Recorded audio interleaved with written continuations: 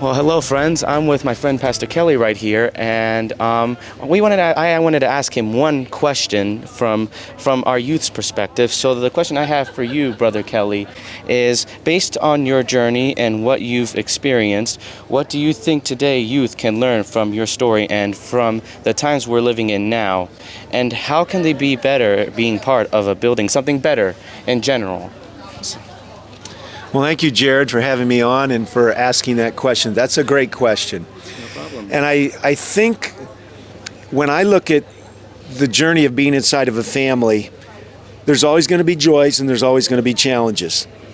And what I'm hoping for the young generations is that they'll understand how much work is involved and how much love is needed to actually stick with something and make it better. Some of the dynamics that have transpired are not the best and they're not the healthiest. But the church is still our family. And we need to avoid two polar opposites. One is we need to avoid just sweeping it under the rug and acting like nothing happened and moving forward in spite of everything with a false sense of forgiveness. And we need to avoid the concept of disenchantment, bitterness, frustration, revenge, all that, or just not going to mess with that. A healthy family, a healthy marriage, and a good family takes a ton of work. And there's a lot of forgiveness, but there's a need for a lot of truth.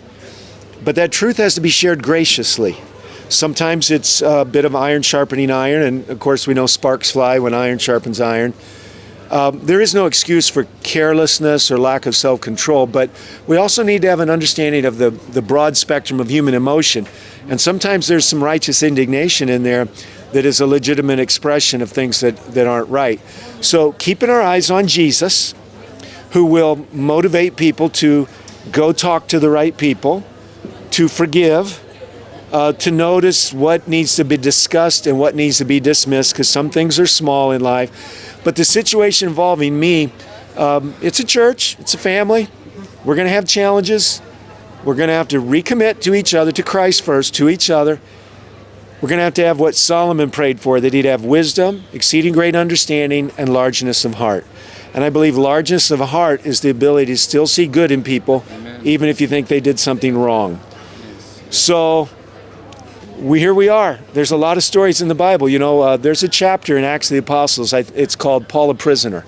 It's about number 38. Every Adventist Christian should reread that chapter because Paul got bad advice.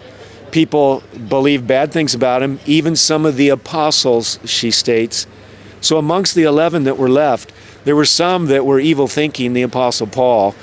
They about took his life by sending him in to take a Nazarene vow into the temple during a major feast. And Paul didn't lose his love for the brethren, he didn't lose his love for the church. Paul was a man who could speak the truth in love. That's what God's doing. He's trying to shake us up before there's a shaking out. And I just want to encourage everybody, have a real walk with God, work hard. Real relationships take a lot of hard work, and let's stay committed and let's stay in the game, because I don't mind being shaken up, but I don't want to be shaken out. Amen, brother. Thank you very much for your comments. It's much appreciated. So I'm very happy, and thank you for coming on the platform. Thank you very much. With Liberty Health Alliance, thank you for watching, and for Adventist Media.